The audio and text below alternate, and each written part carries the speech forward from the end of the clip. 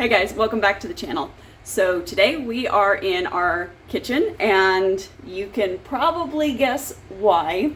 Now we do have a lot going on today, so I wanted to show you a quick cook sauce recipe method that we do use when I don't have time to, say, roast the tomatoes and peel all the skin off. I don't have time to do all of the really heavy labor intensive things in the kitchen that need to be done, all that prep work. I just don't have time for today.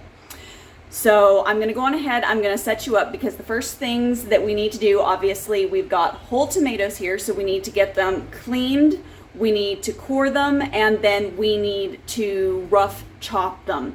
So that's what we're going to be doing, and then once we have all of that done, I will go on ahead, pop back up on here and show you what we are going to do next, because if you're needing a quick recipe to make sauces, this is the way to go because it involves a crock pot, and anything in a crock pot is going to be easy, right? So let's go on ahead and get this tomato sauce started.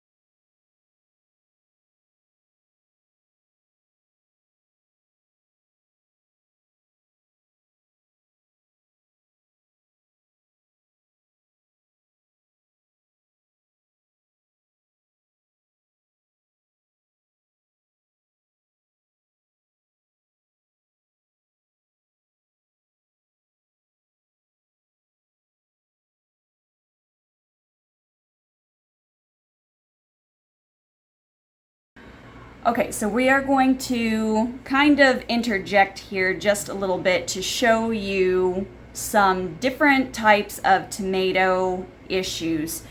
Now, what we have in this instance is two bug damaged tomatoes. We are going to potentially still use these tomatoes because they still could very well be good tomatoes, since, as you can see, it's mostly damage on the outside. We won't know 100% for sure until we cut in to the tomatoes, but we might as well give it a go and see what we come out with. And as you can see, the insides of the tomatoes are not damaged in any way. There's nothing wrong, so obviously somebody just chewed, and we're just going to get rid of the chew part on this one, and then we will evaluate this next one, and it looks like we have the same situation. So we're just going to get rid of the end that has the damage on it, because there's no sense really in wasting good solid fruit. The next thing that we're going to look at is we've got a bit of pressure here. You can see that discoloration really doesn't look right. What happened was this tomato in particular was pressed up against our trellis, and so it got damp, of course, on the trellis with all the dew that is coming with the fall, but it looks like the inside is perfectly fine. This is a black creme, so we're just going to cut off the damage in this situation as well and retain the rest of the tomato on that one. And then these final two here are blossom issues. So one there is on the left, you can see kind of starting to get some questionable possible blossom end rot. That's not exactly uncommon for being this late in the season. It's a very, very odd tomato year. The next one here on the right, as you can see, we've got some cracking and splitting, and that is going to be because of what is termed inconsistent watering. When you have your tomatoes outside in the elements, this happens, especially this time of the year as we are getting more rain.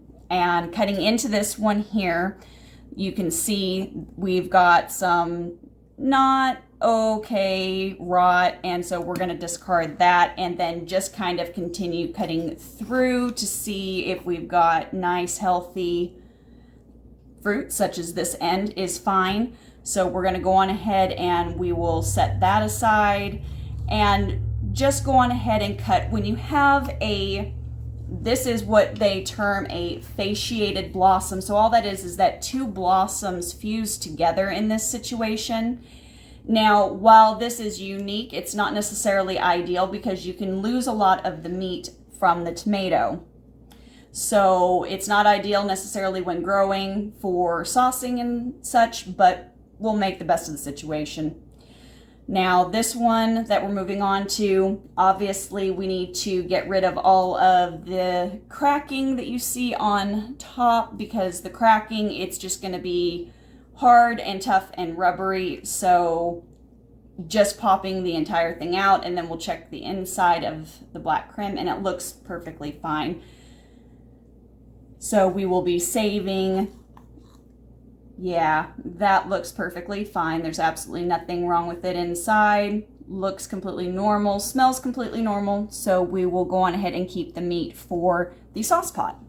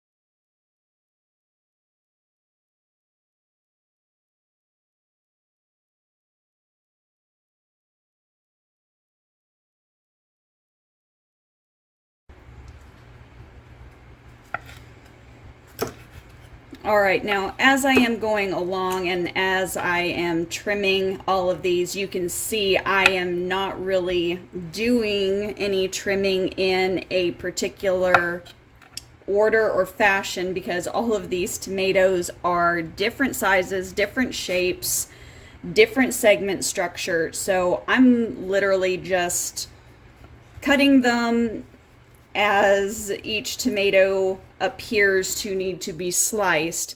I am also, as I am going through these, any of the tough segments in there that have darkened skin or tough spots that just might get rubbery in the cooking process, I am obviously removing those. They will not, however, be going to waste. They will be used for our worm farm over the winter. So what we'll do is we'll just keep all of the tomato cores that you saw my mom removing earlier. We are putting those in a separate bowl and setting them aside and doing the same with any of the tough spots on the outside of the tomatoes that I am slicing off. And then we'll put them in a freezer bag and keep them in the freezer for January and February when fresh produce is a little bit tougher to come by for us in our area. And they will be very, very happy critters. Time for a snack. Yum, yum.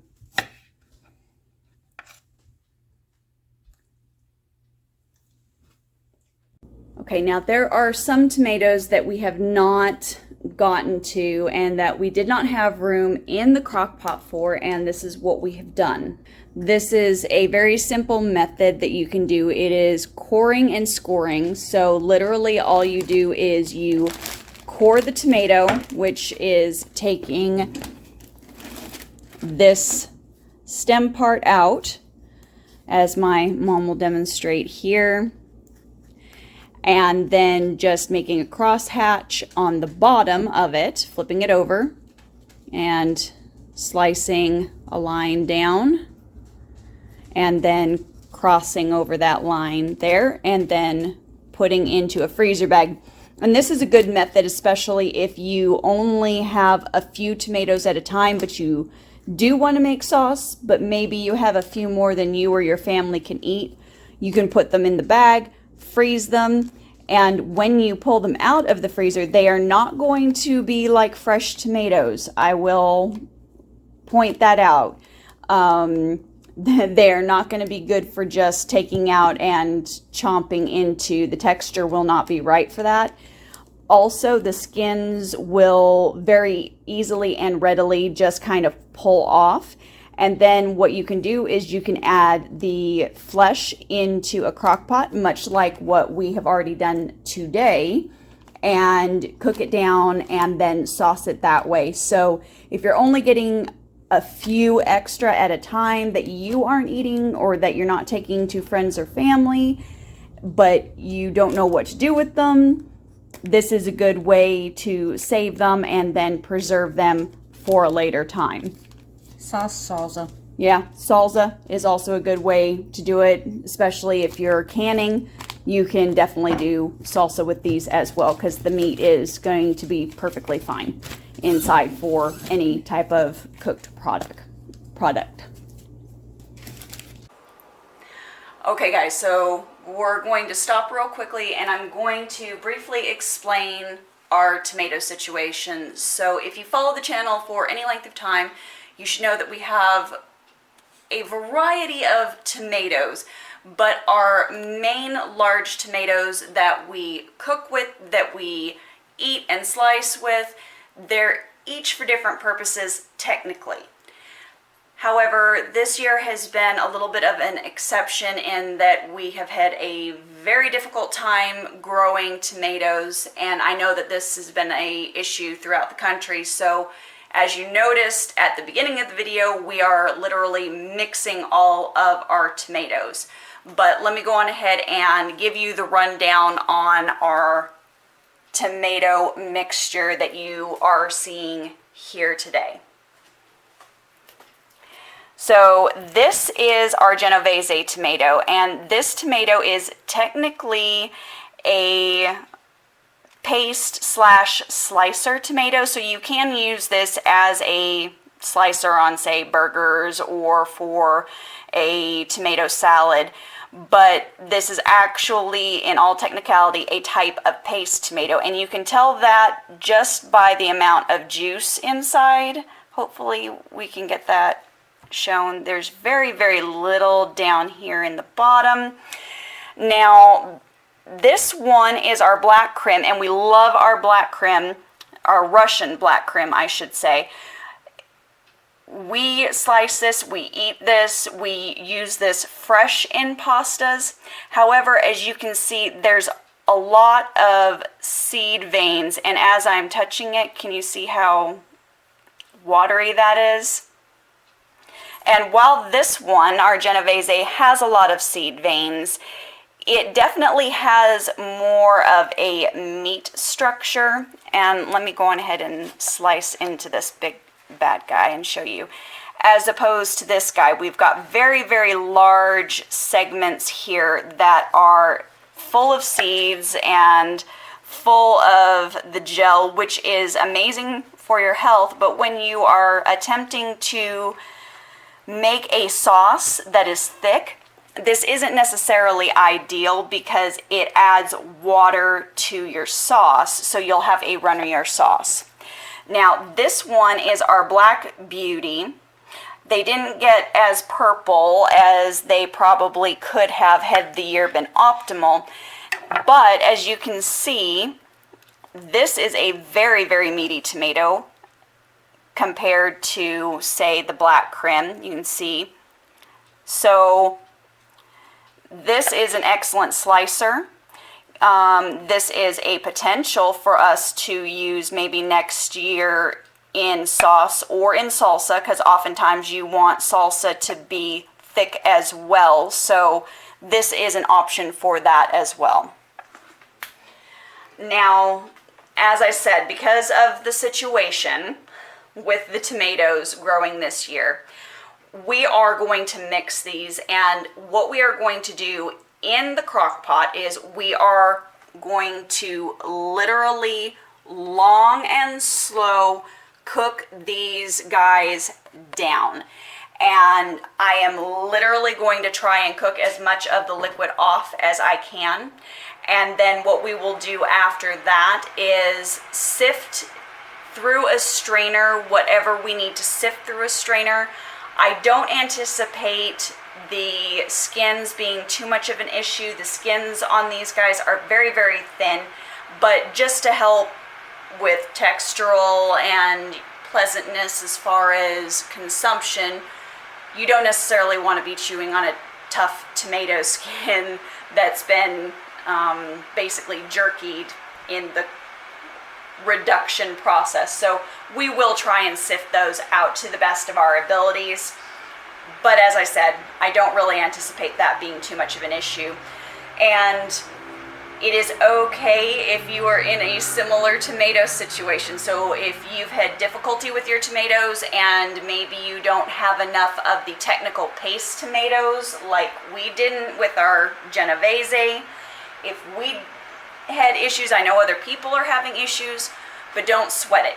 Put them in a crock pot, put in your basic tomato seasonings, and just let it cook down low and slow. You will see it just reduce and reduce and reduce, and let it reduce down to your desired thickness.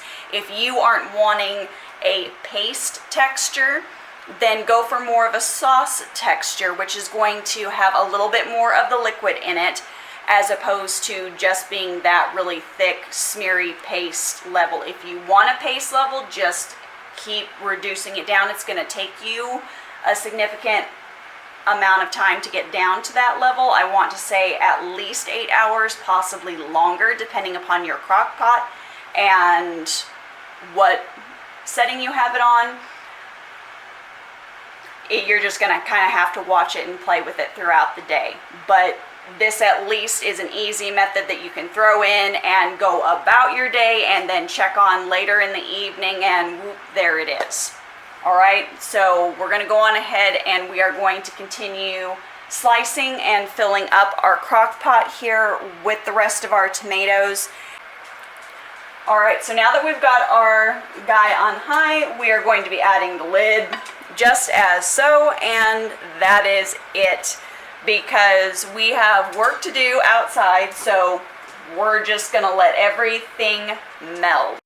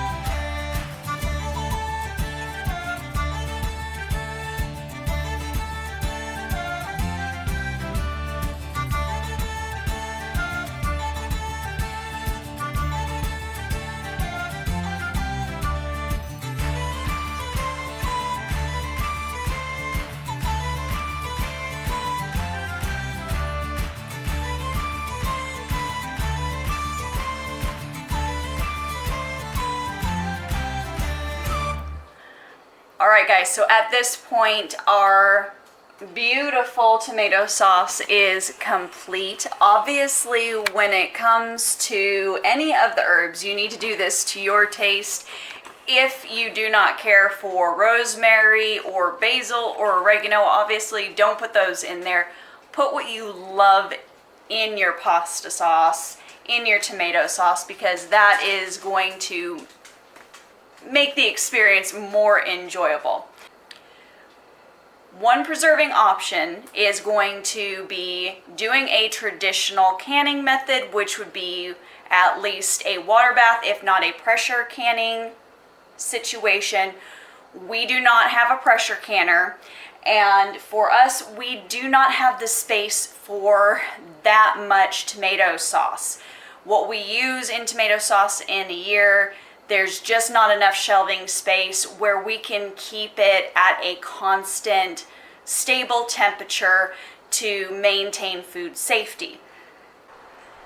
So we will be taking those quart freezer bags and we will be laying them flat in our freezer, and that is just a very, very simple and easy space-saving method to preserve our sauce. Now, I understand for those of you who are out there in the prepping world that yes, if the electricity goes out, I understand that we may be in trouble, but we also have the option of canning after that happens.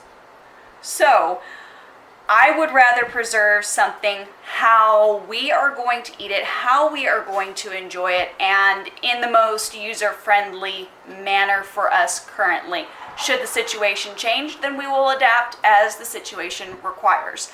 But as of right now, we are completely fine in regards to our electric stability. Okay guys, so I'm going to go on ahead and finish off the video here. So don't forget to subscribe to the YouTube channel, like, comment, and share, and don't forget to check out our Instagram, Facebook page, and Getter as well.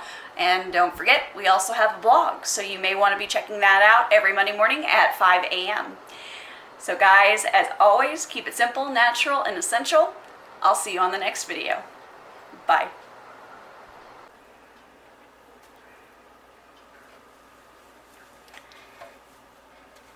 6.5 cups of sauce, ready to go into the freezer.